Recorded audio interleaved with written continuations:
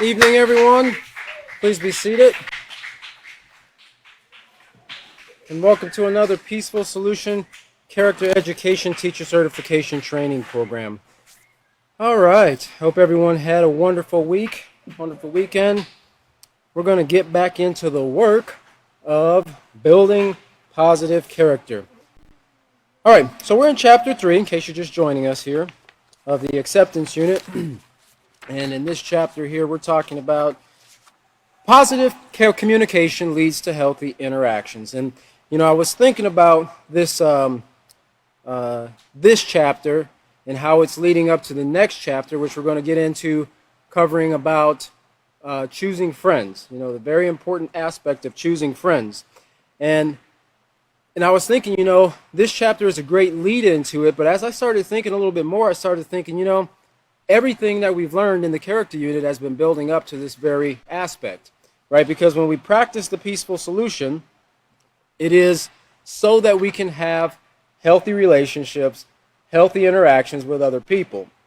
In order to bring peace, that peace comes about with the decisions and the actions of human beings, right?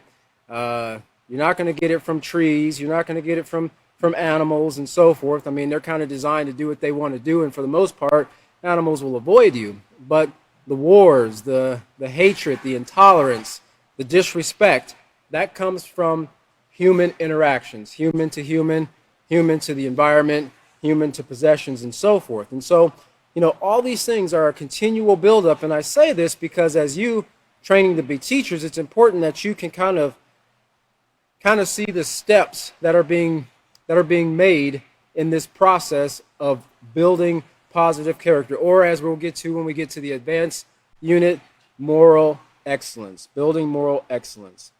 So we're going to pick up on page 54 this evening. But before we get started there, let's look back to LP3, or Lesson Plan 3, page E. And this is what we read before in the last lesson. We'll continue to read that. We'll just go back and read number 7 again because we didn't get out of that. We're going to get into that, what we covered on page 53 and 54. We're finishing up on the second half of page 54. And then what we're going to be starting on page 55 and 56. So it says, have students turn to the section Building Relationships found on page 53 to 54 and read about the importance of building positive moral relationships. Explain to students that healthy interactions are based on positive communication and respect. Positive communication, how we communicate with one another. And as we talked about, sometimes it's verbal, sometimes it's with our actions. It could be sign language. It could be with facial expressions. There's many ways that we can communicate with one another. Silent films was another thing that was given in the previous class as an example of how communication was brought forth. But healthy interactions are based on not just communication, but positive communication. And then we covered a little bit about it's not on only what you say, but how you say it, right? And respect. Healthy interactions, when nurtured, can lead to strong, positive, moral relationships. And then have students turn to page 55, which hopefully we'll be getting to tonight in their handbooks, and read and discuss the section entitled Negative Relationships Hurt. Have students read the scenarios on page 56 and answer the questions that follow. And it says, tell students that it is important to know the difference between a positive and negative relationship, just like it's important to know the difference between positive and negative character, right? It's important to know the difference between a positive and a negative choice. It's important to know the difference between a positive and a negative influence, okay? And we have to be able to categorize these things because everything falls in one of those two categories. It's either positive or negative. Either it's going to build us up or it's going to tear us down in some way.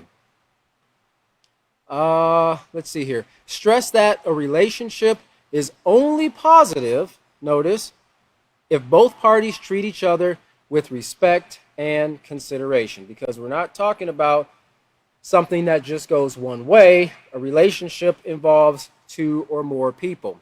So it's only positive if both parties, or in the case where you might have more than one person, all parties treat each other with respect and consideration. And then let's see here. Well, we'll wait for number 8 there, procedure 8.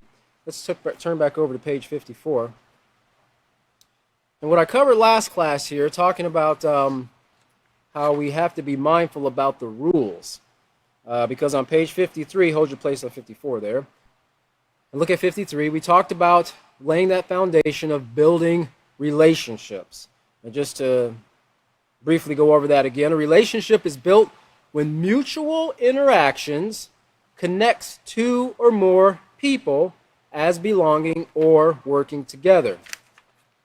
Mutual interactions. And I think if I didn't, the definition of that word mutual means experienced or expressed by each of two or more people or groups about the other. It also has the word reciprocal in there. Reciprocal, to give and take, so to speak. Common to or shared by both or all of two or more parties. Okay? And so a mutual, let me see here. Mutual interaction connects two or more people as belonging or working together. Although there are many types of relationships, they all result from communication and interaction. And then underneath the rules there, we'll refresh that in our minds again. Whether you are aware of it or not, all relationships, both professional and personal, have rules or guidelines that govern behavior and interaction. All right. So let's look back to page 54, because these rules that we were covering last class, they still tie into what we're covering here and picking up with on page 54. Because we talked about some of the things that the student, as teachers, as teaching the students, that they have to look out for and be mindful of when they have a relationship with somebody, and how that other person directs their actions towards them, but also the rules that they need to uphold on their part. Okay? So let's look at it here on page 54 in the middle there. Just what is a moral positive relationship? Moral positive. Now you think about morals, we refresh, and I know all our teachers here remember all of this, but it ties back into rules. Rules, just what we covered on page 53. And in order for a relationship to be moral, it has to be governed by rules. And not just one person, like we just got finished reading in the definition of building relationships, but both parties must agree to uphold the rules in order for that relationship to be positive. All right? And so we look here at the first sentence. It says, when people mutually, now keep that in mind from the definition of the word mutually, follow the rules governing relationships and interact with consideration and concern, notice what they're doing? They are forming positive relationships. Now, for the most part, students and even us as adults, we don't necessarily look at every interaction that we go into as forming a relationship. Even though that is, in fact, what we're doing, we don't go and say, well, I'm going to go talk to this gentleman over here in order for me to form a positive, strong, healthy relationship with them. No, you're going to deal with that person over there because he might be your coworker, he might be your boss, he might be someone that you see on a regular basis, and you're going into the store or riding the bus or whatever the case might be. But irregardless of whether it's personal or professional, it's a relationship nonetheless. And our interactions with that person and their interactions with us will determine whether that is positive or negative. In addition to that, we can't forget that at least from our perspective or our part, we can make that relationship positive based on our acceptance of and practicing of the rules or the concepts taught in the peaceful solution. All right. So let's look, I want to break that down a little bit here, because what we're going to be covering is some of the rules that govern relationships, and we keep that in mind. And of course, I don't have to ask you, because I know you remember this. When we think of rules, another word that's synonymous with it is what we see in that headline there is morals or morality, or our willingness and our diligence to keep those rules. Remember, when we consistently practice the rules, when we consistently demonstrate a positive character, consistently is the key there, as seen through our actions and our attitude, that puts us in the category of being a person of integrity. So when we look at some of these rules here that we're going to be talking about today, I want you to keep some things in mind, and these aren't all inclusive, but these are some of the things that we need to think about when we're reminding our students about forming positive relationships, because they're not going to, they're not going to have the foresight and the insight as us as adults. We have years of experience that a lot of our students just don't have. Even if they're pretty smart and they catch on to things pretty quickly, that still does not cover for the experience that we as adults have in seeing certain things put into practice. Yes, when we put these principles taught in the Peaceful Solution into practice, they build or they bring about a very positive result. At the same time, if we don't put them into practice because of ignorance or because we just choose to ignore them because of emotions or whatever the case might be, these are the consequences that they bring, and these are the things that we experience as a result of it. Okay, and so as teachers, this gives us an opportunity to impart some knowledge that they just don't have through our experiences, because remember, experience is not always the best teacher. You can go out and they can make a lot of mistakes through experience and suffer many consequences that can't be undone just because they chose not to follow the rules and wanted to find out maybe if there was a better way of doing something. Okay, and so we want to kind of impart that knowledge to them, and it's not to necessarily give them a personal life story, but to share with them some of the things that we've learned in our practice of the Peaceful Solution, and showing that yes, these principles do work if we will consistently practice them. They will produce results. So some of the rules that govern relationships, and remember, rules, they're kind of like, well, I don't want to get ahead of myself there because we're going to actually read that in one of the definitions here. But one of the things we're going to talk about in the rules that govern relationships is respect. Being respectful to other people, being respectful to people's belongings. Look back to page 25. Page 25. We're going to go a little bit further back to that than that here. As we look at, this is where we were talking about some of these negative aspects of relationships, and we were talking about intolerance and what it leads to and how it has affected society in a very negative way, not only our society but globally. And if you look there to the middle of the page there, and it says basic, fundamental respect for all life. All right, so then we see the key word there is respect. Respect for all life means to, and here's the point number one here, avoid violent, verbal, or physical behavior. All right, this demonstrates respect for all people. Avoiding violent, verbal, and physical behavior. All right, it's interesting because, a lot of people don't think, and this is covered by the previous teacher before, and even it's mentioned in the Peaceful Solution about sticks and stones, but words are very, very powerful. People have incited uprisings and rebellions, violent demonstrations and protests merely by their words. People have expressed great hatred and disdain and disrespect for even governmental leaders with their words.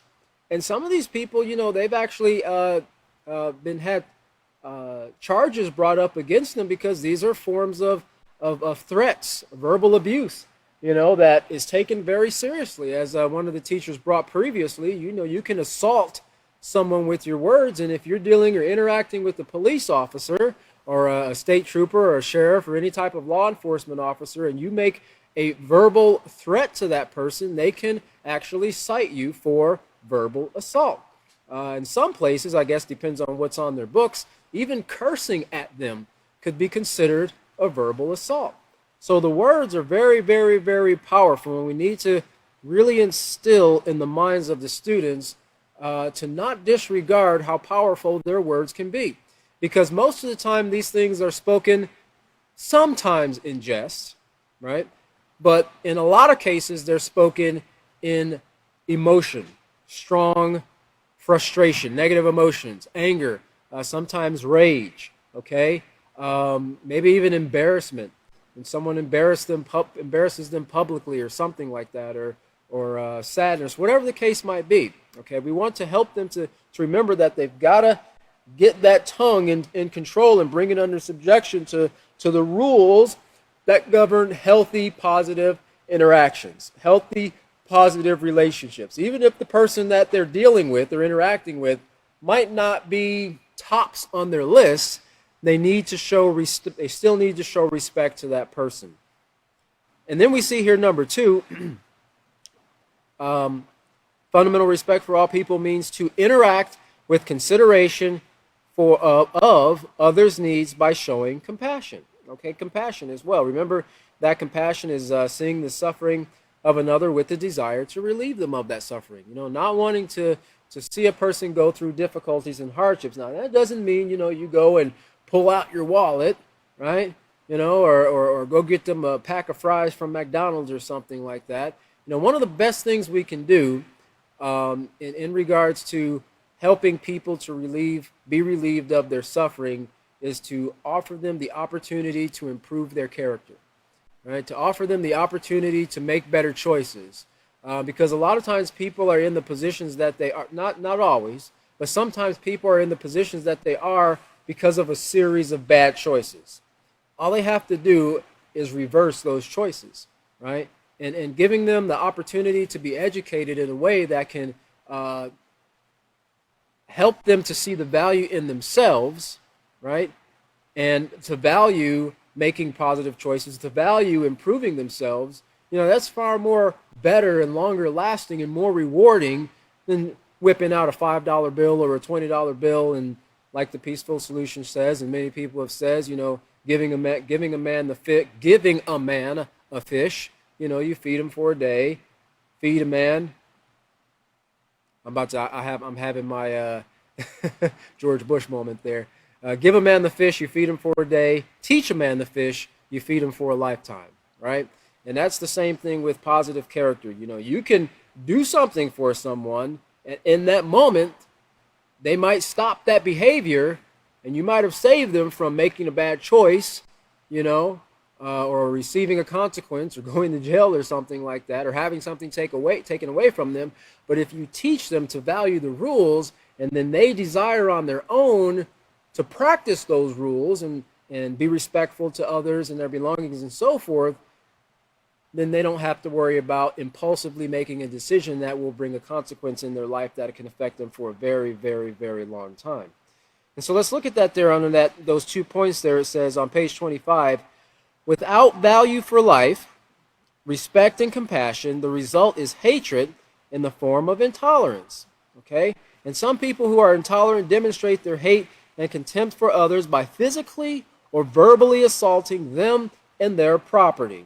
Okay, these forms of intolerance excuse me, have been classified as hate crimes. Okay, and then again, we're talking about, the rules that govern relationships, the rules that govern interactions. And if we want those interactions to be healthy, then yes, both parties need to mutually agree to uphold those rules, which, leaves the door open for both of them learning. They both have to be taught the rules.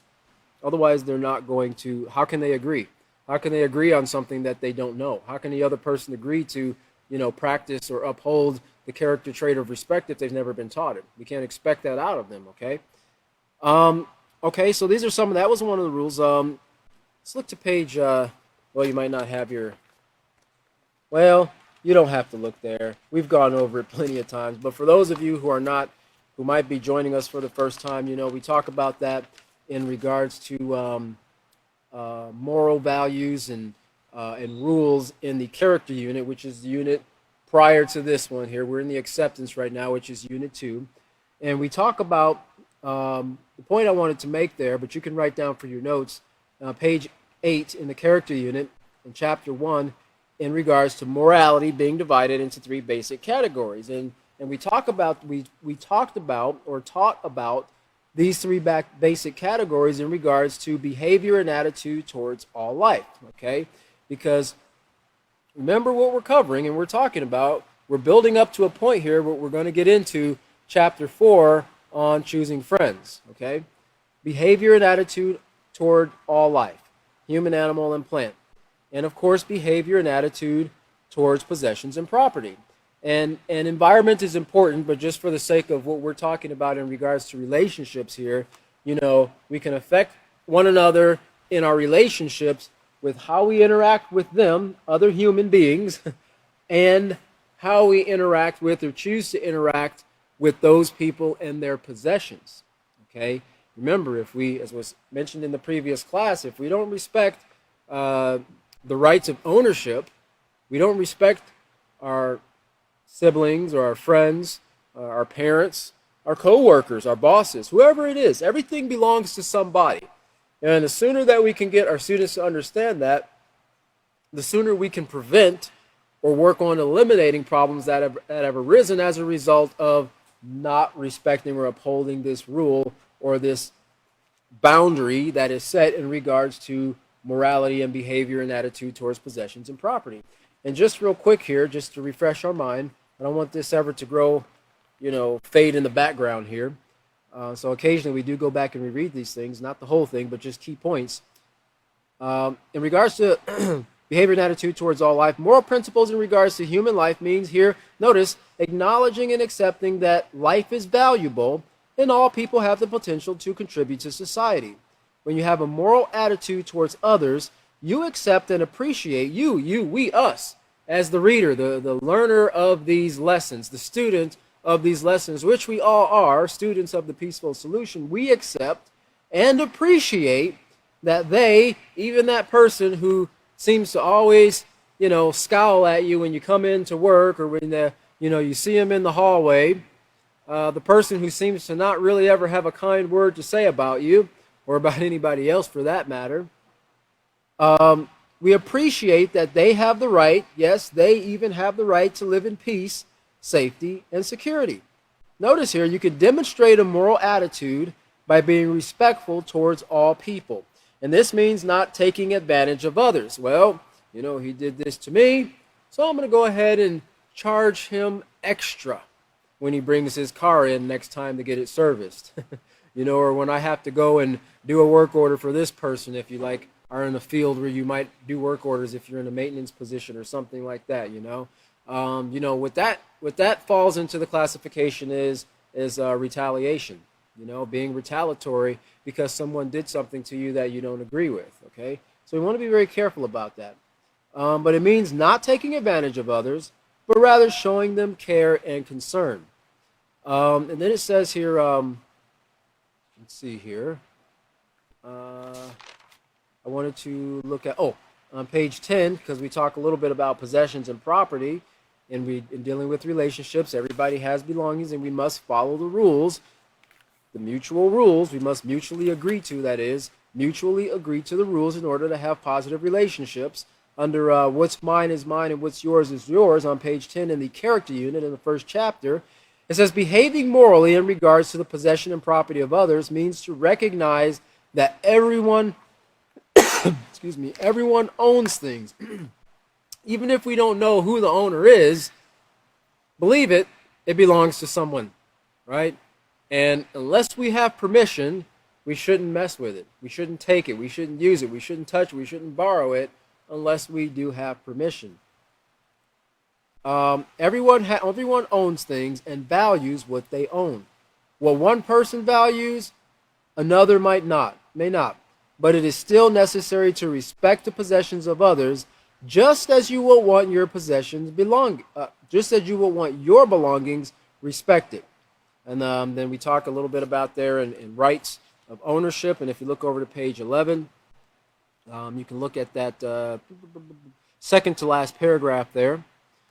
It says a moral person, remember a moral person is one who follows the rules, recognizes that the rights of ownership are extended towards items that are lost, right? Imagine,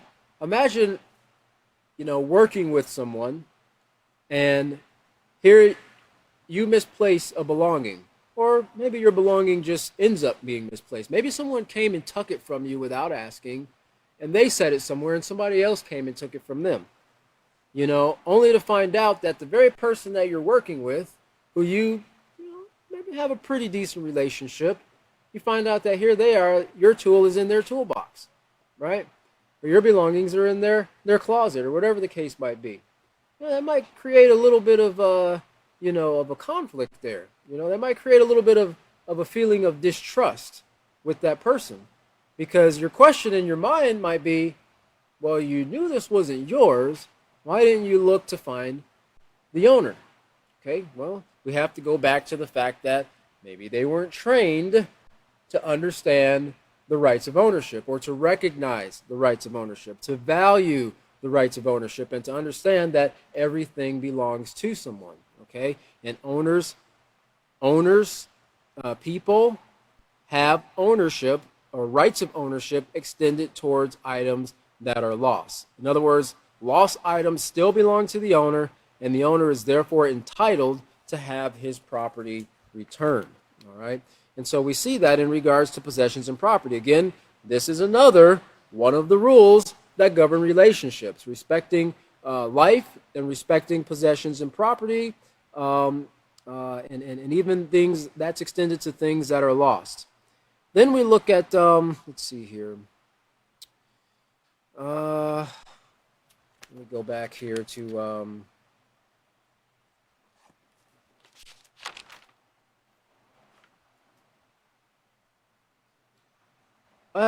yeah, let's read this here. On page 12 and 13 in the character here unit, it says a moral attitude. This is under here's something else to think about. A moral attitude in regards to the belongings of others means not damaging, destroying, or vandalizing another's property. Now, this could be in a situation where a person does have the rights, or they have been given permission to use another person's belongings. Well, now you've got to take care of those belongings, right? If you've been given permission to borrow something, you make sure that you only use it within an agreed amount of time, and that you take care of it while it's in your possession. On page 13 here, it says that side note there, it says, or next to the pot there, you have a moral obligation to respect the possessions of others, not destroy them. And underneath that it says, having morals is an important way, notice here, to define your character. In other words, it defines who you are as an individual.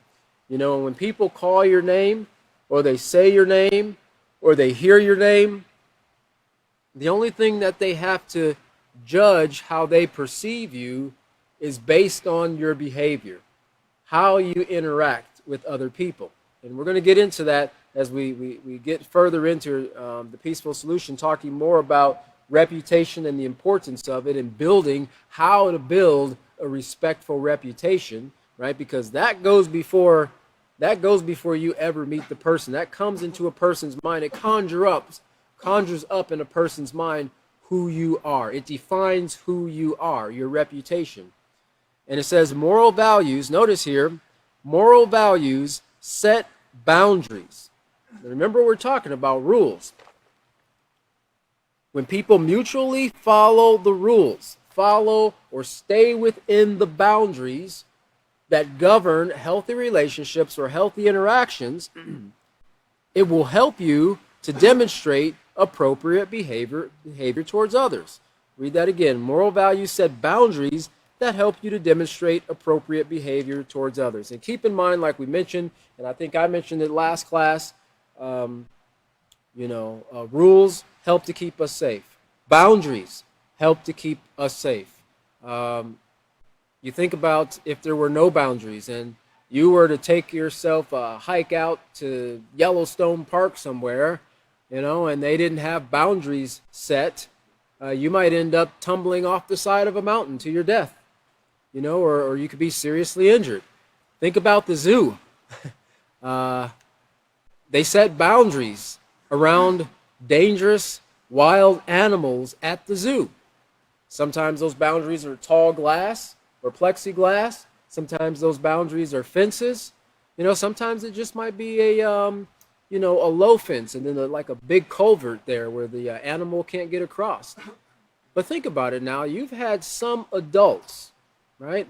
some adults that have actually crossed those, and it seems like the zoo goes through, most zoos that I know of and that I've ever seen, go through pretty extensive efforts to make sure that everyone sees the boundaries that are set and they don't cross them. And some people have actually gone out of their way to climb over fences, go down into culverts, or cross over little ravines, I don't know, so they could take a picture with the panda, right?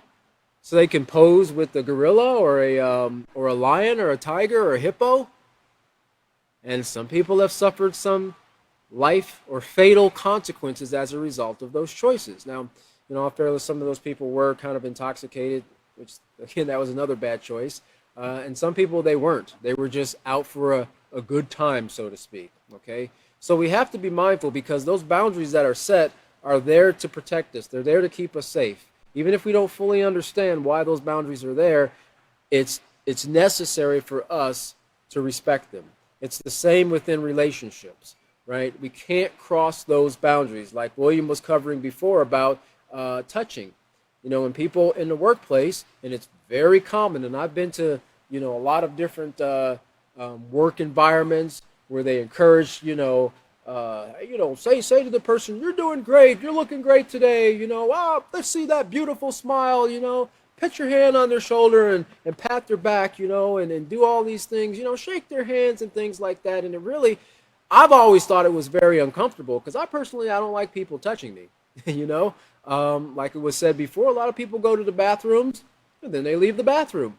They don't wash their hands or anything. Sometimes they don't even flush the toilet when they leave, and you're left with a surprise. And so, it creates a very uncomfortable situation for people, especially when others of the opposite sex are coming and laying their hands on you. Even people of the same sex, man to man or woman to woman, come and put their hands on you. It kind of is getting into your personal bubble, your personal space, and they're crossing a boundary that is set because they didn't even ask. They didn't even ask, is it all right if I put my hand on your shoulder? Is it all right if I shake your hand? Right? And asking can solve, it can be a preemptive measure in solving and preventing a lot of conflicts. But of course, we've got to teach people the value of doing so. And so here, moral values, I'll read that again, set boundaries that help you demonstrate appropriate behavior towards others. So don't go put your hands on people. Teach your students, encourage your students, because, in a lot of cases, in a lot of schools, I've seen where students will come in, and sometimes guys do it, and they'll come in and they'll see the young ladies or whatever, oh man, hey, how was your day? And, come in and give them a big hug, and sometimes people are a little bit too nice, or they're shy, or they're bashful, or they're not confrontational, and they'll go ahead and they'll subject themselves to it, but you can see in their face they're really not comfortable with that. They're really not comfortable with somebody coming up and giving them a hug, but they're putting them in a very uncomfortable position because they're not respecting the rules or the boundaries that are set there. So when you think about rules, think about boundaries, like we just read there. All right, so let's move down here to positive relationships. All right, it says positive relationships, so covering what we just talked about, they are respectful. And notice here, they motivate you to make moral choices. That is, those who you are in positive relationships with, right? Because remember, a relationship is two or more people, all right? So it's not just being around or being involved in a relationship as a word. It's interacting and being around or working with other people, and those people will motivate you as an individual to make moral choices. On the same hand, you will be a motivating factor in their life to encourage them to make moral choices, to make positive choices, to make healthy choices. Remember, because friends and the people we choose to associate with on a regular basis, they influence us, okay? And friends have a tremendous ability to influence the way we think, feel, and act. So we want to make sure that we're surrounding ourselves, and we're going to cover that a lot more in chapter 4 here, with positive friends who will help us in building positive relationships. Notice it also says here, positive relationships fulfill your need to be accepted and belong. And there's nothing wrong with that. Sometimes as guys we feel, I don't don't need all these people. I don't need friends and this and that. Remember, no man's an island, right? And it's interesting because I've got a little information here, regarding uh, social interactions. Interactions. When I mean social, I don't mean online. I mean just people to people interactions. Long before Facebook or any form of social media was out, there were people who actually just talked to each other, actually face to face. Real faces, right? Um, it's very vital, to our health and in our environment. We're going to read a little bit about that.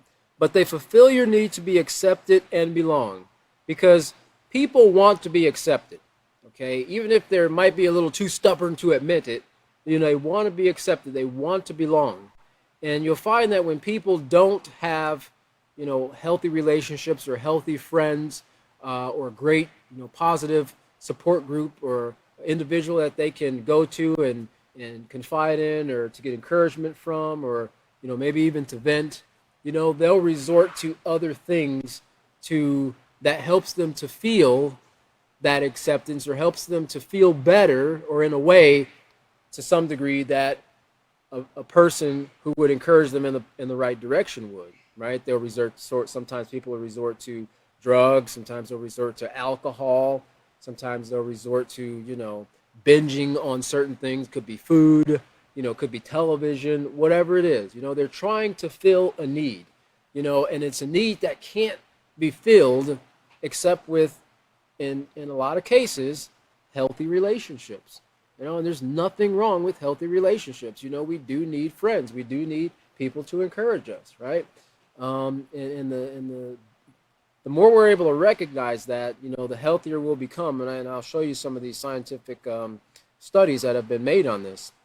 But positive relationships also allow you to politely voice your opinions, likes, and dislikes. And it says here at the bottom there, it says, and keep in mind, in regards to politely, voice your opinions, likes, and dislikes. One of the teachers covered previously about the word assertive, or being assertive, to strongly stand up for things you believe in, but also doing it in a respectful manner, right? You can be assertive, and at times when it's appropriate, and that's something we have to teach our students, not every time is an appropriate time to voice your opinion, your likes and dislikes, like in the middle of a class, right? Or possibly when the teacher is trying to correct a situation. It's not the time for the student to voice their opinion, their likes or their dislikes. It's the time for them to, quietly hear the correction or the guidance, and then maybe later, when they can talk to the teacher alone, or maybe with the guidance counselor or something, and they can voice those things in a proper environment, and they can be dealt with in a positive manner. Okay, so don't go and look at the peaceful solution and go, "Oh, this says I can voice my opinions and likes and dislikes." No, there's a time and a place for everything. So keep that in mind as well. Positive relationships play an important role here in determining whether you develop a moral or negative character. All right. Now, every word here in these manuals, in these books, are very important. Don't take them lightly. Now, everything that we've learned in the character unit, and in the first two chapters, and in this third chapter of the acceptance unit, they all tie into this. So we don't disregard what we've learned in the character and what we've learned in how to recognize and develop a positive character. But here, what we read here, positive relationships, they also play a role, an important role, not just a passing passive role, in determining whether you develop a moral or negative character.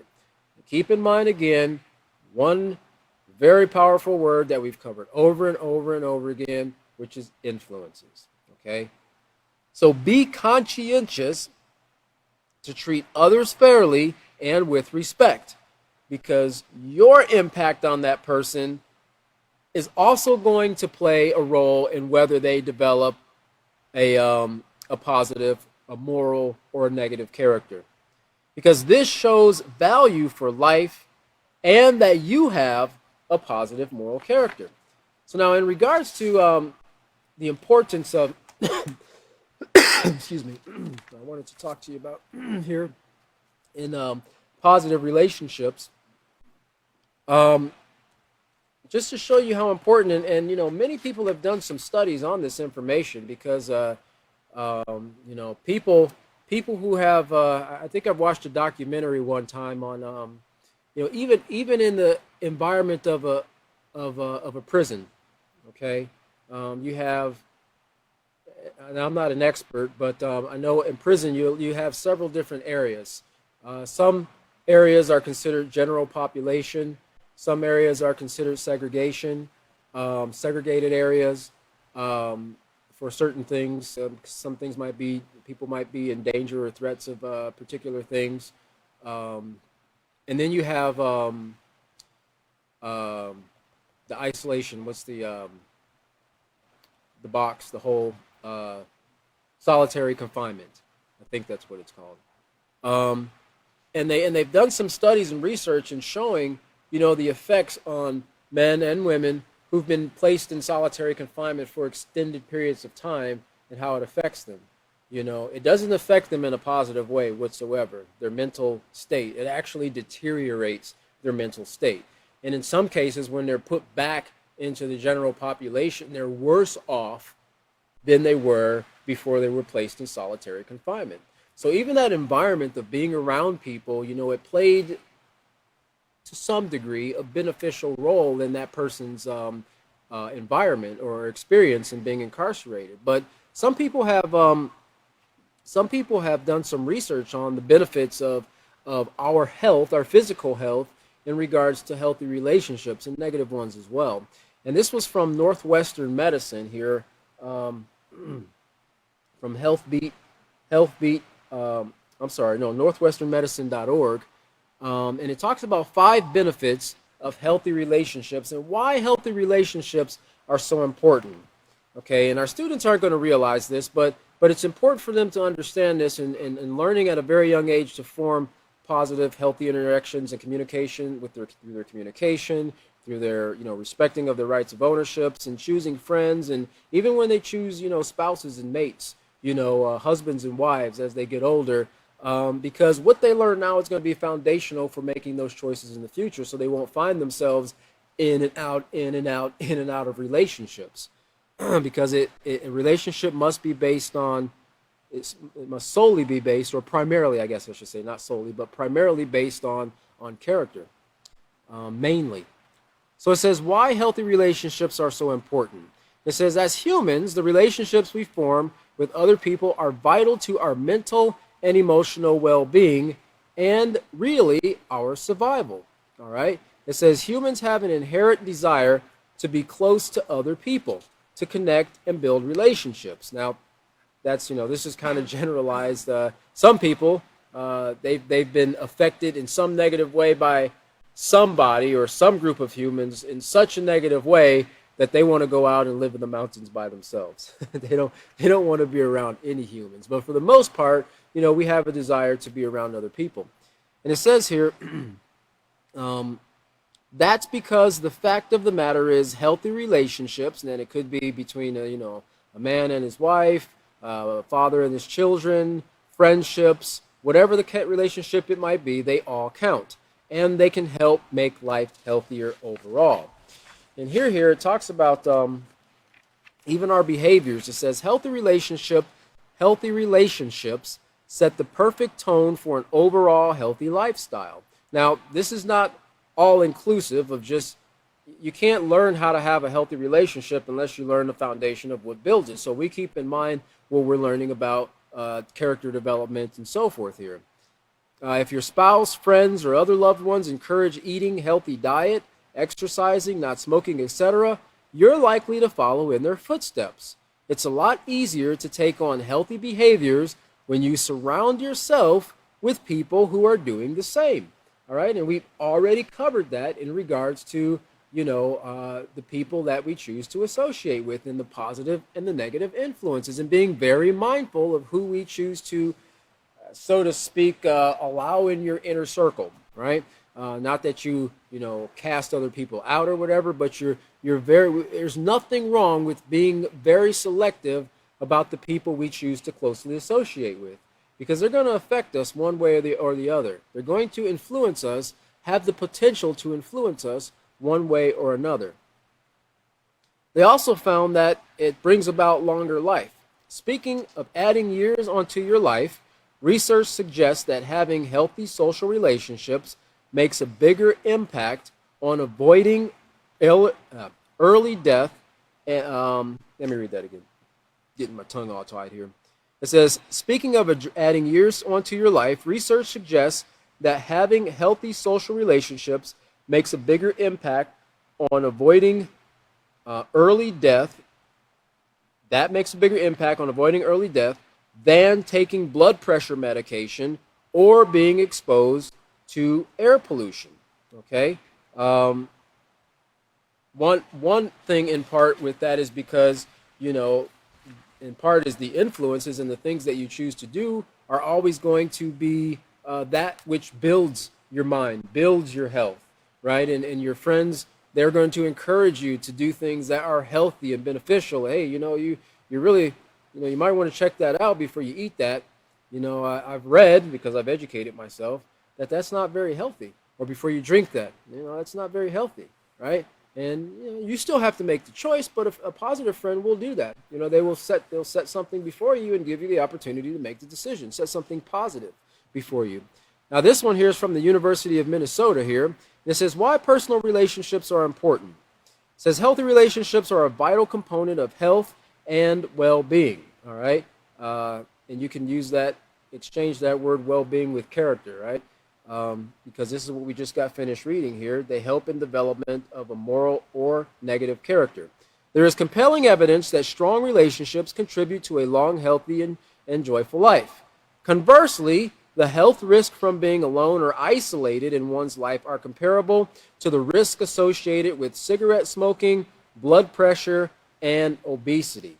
And we talked a little bit about living longer, and they had a study of 140, they did a review, of 148, not people, not groups, but 148 separate studies, and they found that people with strong social relationships, now when we think about strong, think about moral, think about healthy, right? Think about positive, are 50% less likely to die prematurely. Probably because somebody is saying, hey man, you shouldn't drive 120 miles an hour on the interstate. I appreciate it if we can make it there in one piece, right? They're going to encourage you. Friends are going to encourage you to make better decisions, not to engage in risk-taking impulsive decisions and so forth. Similarly, Dan Buettner's Blue Zones research calculates that committing to a life partner can add 3 years to your life expectancy. Now again, that doesn't go with just any partner. That goes with a partner who will mutually follow the rules that govern relationships. And we won't go through all this here, but some of the other things that it helps you in dealing with stress, that is strong, healthy relationships. In a study of 100 people, researchers found that people who completed a stressful task experience a faster recovery when were reminded of people whom they had strong relationships. Talks about being healthier. It says research indicates that strong relationships contributes to health at any age. Strong relationships contribute to health at any age. So, as teachers, we need to keep this in mind in regards to our relationships between us and our students. In teaching parents, their relationships between them and their children. Siblings to siblings, children to parents, and so forth. You can actually improve the health of the individual, because most of us know what stress does to us, right? We know how stress puts a burden on our body and our adrenal system, our cardiovascular system, and so forth. And that's some of the things that they found in here. It says, more generally, a 2012 International Gallup poll found that people who feel they have friends and family to count on are generally more satisfied with their personal health than people who feel isolated. And it says, moreover, working with healthy people increases your own likelihood of health. In their book, Connected, I'm not even going to try to screw this guy's names up. He found that non-obese people are more likely to have non-obese friends because healthy habits spread through our social networks, right? Because you tend to start to imitate. Remember what we learned in, I believe it's chapter 3 of the character unit in, I believe it's chapter 3 or chapter 4. Yeah, chapter 3. Value, imitate, and practice. We need to find role models. And sometimes our friends and our peers, they can be role models, positive role models to us. But either way, we want to make sure that we're not, willingly engaging and forming strong bonds with people who have negative habits, who have negative traits, who are going to be able to influence us in a negative way. Because eventually, if we're not careful, we're going to start to form those same habits, and we'll be doing the same things that they're doing. So let's look over here to page 55. We already read lesson plan 3, page 7, or procedure 7 on that, because we're going to look at some of the effects of negative, selfish relationships, because negative, selfish relationships hurt. I wanted to read that. Let me finish that apple so make sure we get it all covered on page 54. I apologize. It says, take a bite out of this on 54. When positive relationships are planted in the soil of moral character and watered with respect and self-control, they grow into lasting friendships. Okay? So it takes effort on our part, right? You can't just plant a seed. Well, I was nice to this person one time, right? No, it has to be nurtured. It has to be watered. It has to be taken care of. And that's the same thing with our relationships. Both parties have to put forth effort in order for that relationship to grow into a strong, healthy one. So on page 55 at the top here, it says, negative, selfish relationships, unlike positive relationships of concern, are another form of intolerance. Negative, selfish relationships, unlike positive relationships of concern, are another form of intolerance. And real quick, if you just turn back to page 24 and 25 in your acceptance unit, and we see here,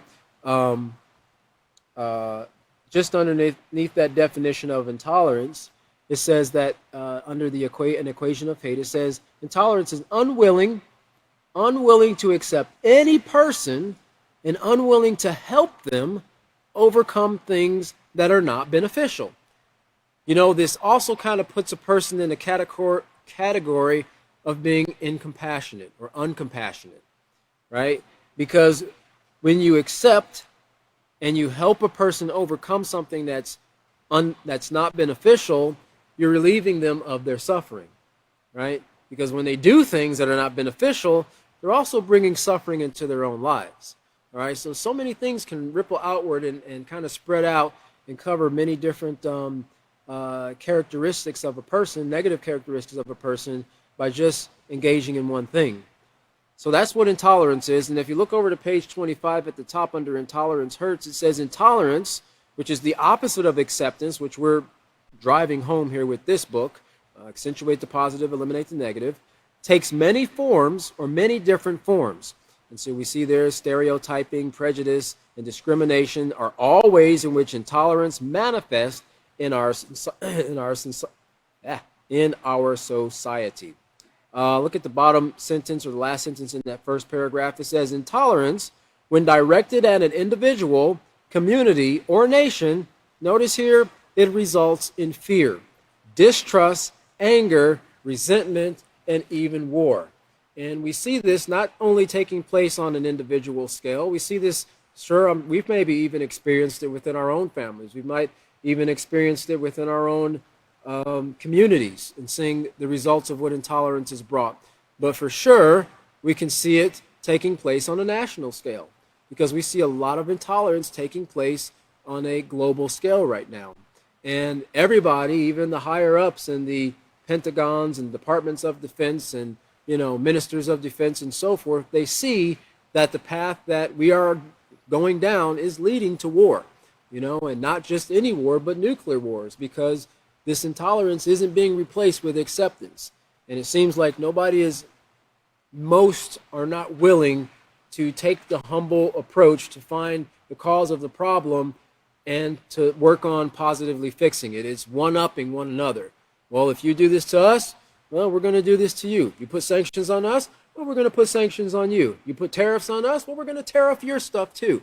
That's not building healthy, strong relationships. And remember, healthy, strong relationships is not just between two people, right? It can be between groups of people as well. And in this case, of what I was just talking about, nations. So it says here, these negative relationships, negative selfish relationships, they can tear you down by devaluing your worth. And your worth is your measure of importance, right? And everybody has value. Everybody is worth something. And I don't mean in a monetary standpoint, but everybody has the potential and the ability to contribute to society in a beneficial way. You know, we don't have the right to judge a person and say they're worthless, right? We don't have a right to judge a person and say they're unimportant, maybe because they've made a series of bad choices. We don't know the environment that that person has grown up in. We don't know the things that they've been educated in. We don't know the values that their family has instilled in them, that maybe their family before them, 2, 3, 4 generations before, they continuing the family line of those negative values. We have no idea. Our job isn't to judge whether a person is capable or incapable of making a better choice. Our job is, as teachers, to educate them and give them the resources necessary so that they can see the value in themselves and others and put forth the effort to make right choices, to teach them, to give them the tools and help them to become even more worthy than they've ever thought themselves to be in their lives. Maybe they've never heard that they're worthy. Maybe they've never heard that they're important. Maybe they've never heard that they have value. Well, they're going to hear it from your mouths as teachers of the Peaceful Solution.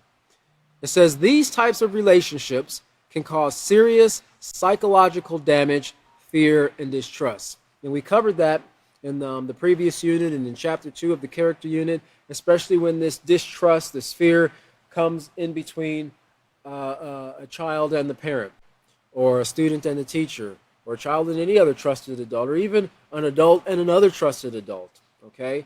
Or child to child, peer to peer. One example of a negative relationship is bullying.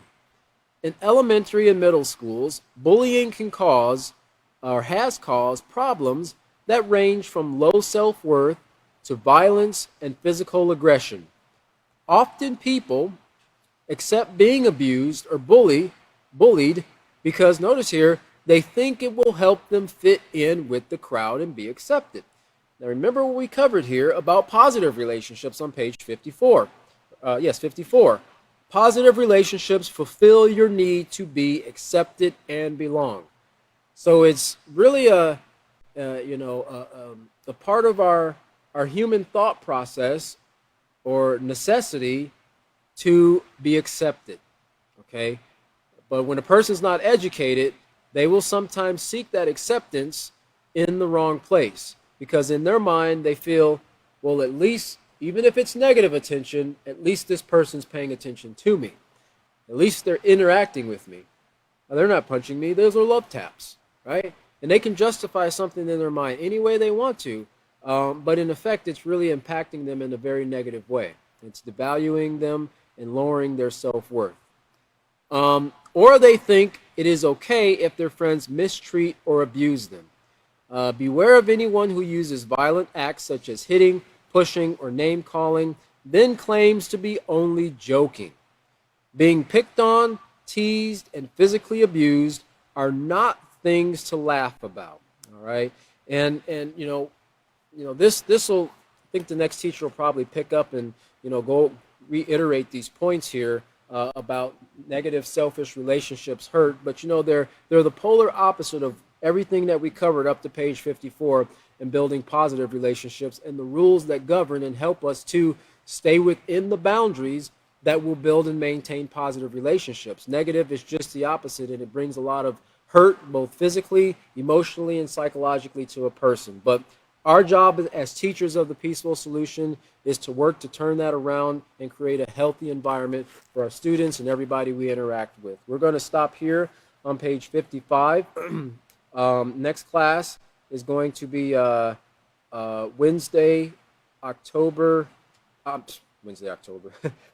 1st at 5:30 p.m. Central Standard Time. We look forward to having you with us again. Thank you very much and have a wonderful evening.